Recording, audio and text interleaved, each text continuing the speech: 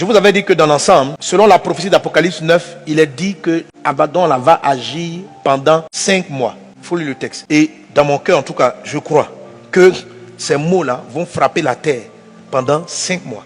On a commencé à la mi-décembre, vers le 19 décembre, c'est là qu'on a commencé à découvrir le mal. Il faut compter donc décembre, janvier, février, mars, avril.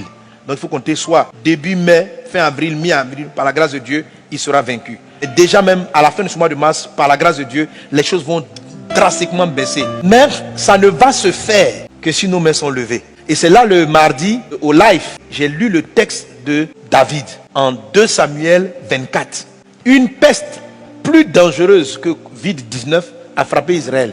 La Bible dit qu'il y a eu 70 000 morts en 3 jours. Covid-19, je ne crois pas qu'on a atteint encore 20 000 morts en 4 mois. Et David a laissé bien sûr les médecins agir. Mais lui, David, il a compris que la vraie bataille était spirituelle. Il a cherché Dieu. Il faut lire le texte, je l'ai déjà lu. Le prophète a dit à David, tu auras une peste qui va durer 3 jours. Malgré que Dieu ait dit la peste va durer 3 jours, David ne s'est pas assis pour dire, bon, les 3 jours sont finis, c'est fini. Ne vous asseyez pas pour dire, les 5 mois vont finir, donc c'est fini. David s'est levé. Il a cherché Dieu. Et Dieu lui a dit, bon, va vers Aravna, à côté de Jérusalem, et bâtir un hôtel. Donc Dieu lui a donné des directions spirituelles. Si nous voulons même pouvoir même abréger ou réduire le temps imparti, nous devons jouer pleinement notre rôle spirituel en accomplissant notre part. Amen. Et puis juste pour le confinement, qui est très important, au cas où même la Côte d'Ivoire et les autres pays rentrent dans un confinement total où on ne devra pas sortir. Ésaïe chapitre 26 verset 20. Et on va lire ce texte qui est très important. Va mon peuple, entre dans ta chambre et ferme la porte derrière toi.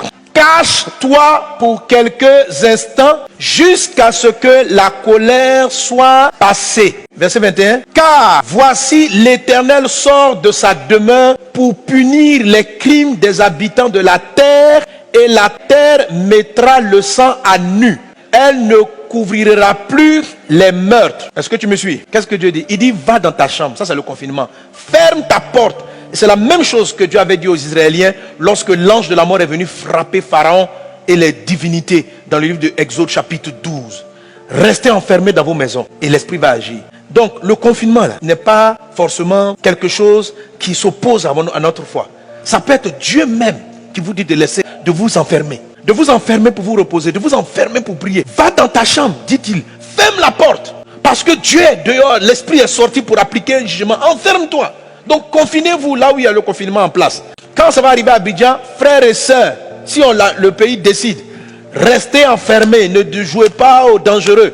C'est une recommandation de Dieu. Quand Dieu entre en jugement, il arrive souvent, comme ce fut le cas de la Pâque, comme ce fut le cas dans ce passage d'Ésaïe chapitre 26, que Dieu lui-même demande à ses enfants de s'enfermer. Donc ne voyez pas le confinement comme étant, oh je suis triste. Non, dehors là.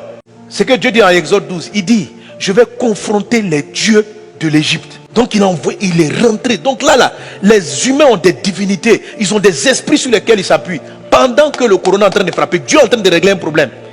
Oui, lisez les 12 plaies, les 10 plaies, pardon. Des plaies ont frappé les Égyptiens, des choses les ont frappé. Certaines d'entre elles ont dit enfermez-vous. Celles-là, n'ayez pas honte, n'ayez pas peur, enfermez-vous. Et quand tu t'enfermes, prie. Quand tu t'enfermes, cherche la face de Dieu. C'est le plan de Dieu. Parce que Dieu est dehors, en train de régler des comptes avec des démons sur lesquels les humains s'appuient, avec lesquels ils sont en train de marcher. Donc n'ayez pas peur de confinement, ne prenez pas ça comme étant un drame. C'est une occasion pour toi de développer ta vie de prière, ta lecture de la parole de Dieu. Ne dis pas si je ne sais pas, je ne peux pas manger. Tu vas manger. Amen. Alors c'est pourquoi je vous dis, vous qui n'êtes pas encore confinés, si vous pouvez, faites vos réserves. Achetez des choses. Battez-vous de manière naturelle contre Amalek dans la vallée. Est-ce qu'on est ensemble? Deuxième chose, Dieu dit à Moïse, monte sur la montagne. C'est la montagne de la prière. J'appelle ça donc, monte sur la montagne de la prière, bâtis un hôtel. Pourquoi monter la montagne? Monter la montagne, c'est un acte qui n'est pas facile. L'esprit d'Amalek va venir avec un certain découragement. Tu n'as pas envie de prier. Tu te dis, mais qu'est-ce que la prière fait? Si la prière marchait, est-ce qu'il allait arriver? Je te dis que tu ne peux pas empêcher ce que Dieu a dit d'arriver. Ce qu'il a dit qu'il allait arriver, va arriver. Toi, ce qu'on te demande, c'est de prier en tant qu'élu, de faire abréger le mal. Donc monte sur la montagne, lève-toi. Il faut nous lever dans la prière très tôt le matin avant le lever du jour. 4h, 4h30, il ne faut pas que le soleil se lève avant ta prière. Et bâtir un hôtel de prière, ça veut dire avoir un temps fixe de prière. Tu bâtis un hôtel, ça veut dire tu gardes un moment de prière. Il faut rejoindre les groupes de prière, il ne faut pas prier seul contre Amalek. Amen. Donc la deuxième des choses, c'est de gravir la montagne. C'est de se forcer. Tu vas te donner une certaine violence. Parce que tu vas faire une chose que tu n'as pas l'habitude de faire. Mais tu dois le faire. Tu vas te lever. Quand ton corps va dire dors, tu dis non, non, non, non, non, non, non. Dieu m'a donné une instruction. Amalek, je le combats le matin. Avant le lever du jour. Qu'il en soit ainsi au nom de Jésus. Deuxième élément de la bannière, c'est la partie visible. Et c'est celle-là qui nous amène à la grande moisson. C'est le témoignage vivant de Jésus-Christ. Nous devons évangéliser. Il faut parler de Dieu.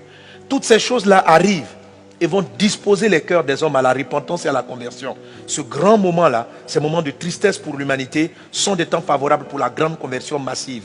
Alors c'est pourquoi partagez les vidéos, faites des découpes, évangélisez au maximum, parlez de Dieu aux gens.